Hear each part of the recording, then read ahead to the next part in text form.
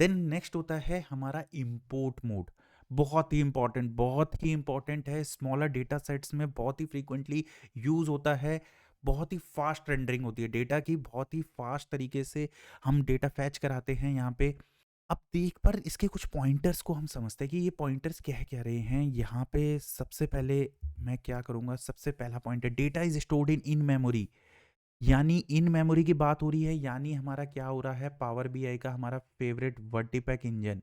वर्टीपैक engine हमारा यहाँ picture में आ गया, कॉलमनर वे में हमारा डेटा स्टोरेज हो रहा है, तो मैक्सिमम कंप्रेशन हो रही है और बेटर परफॉर्मेंस हो रही है। इन दो फैक्टर्स पे हमारा इन मेमोरी जो हमारा जब डेटा स्टोर हो रहा है, ये दो फैक्टर्स बहुत ही क्रूशियल हो जाते हैं हमारा।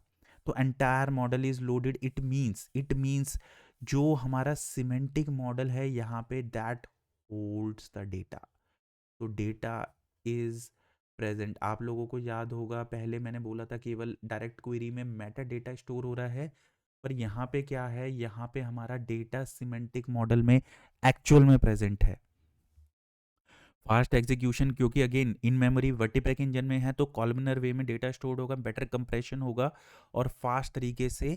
क्योंकि जो एक रास्ता मेरे को अपने सिमेंटिक मॉडल से तय करना पड़ रहा था to all together to the data source, वो रास्ता अब मेरे को तय नहीं करना है, तो फास्ट एग्जीक्यूशन आ जाती है। Complete access of DAX functions, कोई रिस्ट्रिक्शन नहीं है। Utilise full capabilities, power query के सारे हमारे जो कैपेबिलिटीज हैं, एक्सप्रेशंस हैं, वो सब कुछ हम यहाँ लिख सकते हैं। बट अब यहाँ पे एक समस्या आती है, to keep data up to date need to schedule the refresh. देखिए जब हम बात कर रहे थे डायरेक्ट क्वेरी में, तो वहाँ पे क्या था कि हमारा data real time, near real time में डेटा डेटा सोर्स से पिक होके आ रहा था। लेकिन यहाँ पे क्या है, हमारा डेटा जो है सिमेंटिक मॉडल में स्टोर हो रहा है।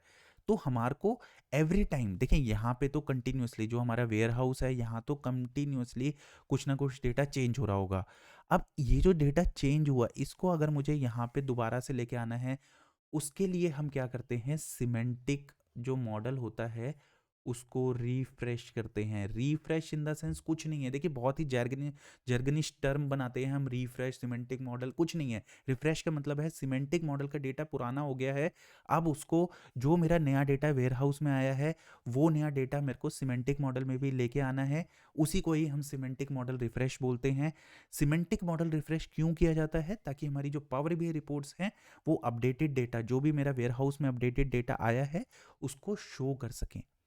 देख लेते हैं पिक्टोरियली भी कैसे काम करता है इंपोर्ट सिमेंटिक मॉडल मोड। देखिए यहाँ पे अब समझने वाली बात ये है, यहाँ पे आप देख सकते हैं मेरी ये रिपोर्ट है, सेम पहले भी मेरी रिपोर्ट थी, डैक्स क्वेरी मैंने फायर करूँगा यहाँ पे।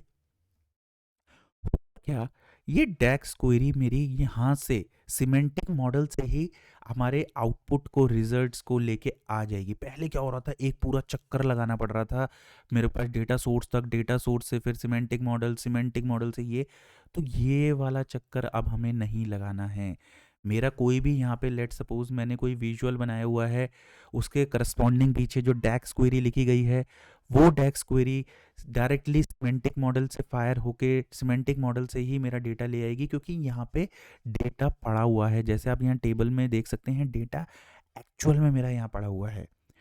हालांकि अगेन मैं दोबारा से एम्फेसाइज करता हूँ, डेटा स्टेल हो सकता है, डेटा पुराना हो सकता है, क्योंकि डेटा लाइव कनेक्टेड नहीं है, डेटा मेरा डेटा सोर्स से कनेक्टेड नहीं है। यहाँ पे डेटा स्टेल पुराना हो सकता है, उसके लिए मुझे क्या करना पड़ता है, ये रिफ्रेश करना पड़ता है, अपने सिमेंटिक मॉडल को एक शेड्यूल देना पड़ता है। लेट सपोज मेरे सुबह 5 बजे सारा डेटा रिफ्रेश हो जाए मेरे सिमेंटिक मॉडल में, ताकि क्यों हो जाए, ताकि जो पूरे दिन में मेरे यूजर्स होंगे उनकी डैक्स क्वेरीज मेरी सिमेंटिक मॉडल पे फायर होती रहे, और वो जो भी मैनिपुलेशन या जो भी डेटा को व्यू करना चाहते हैं वो सिमेंटिक मॉडल से ही फुलफिल हो जाए। उसके लिए मुझे डेटा सोर्स पे जाना ना पड़े।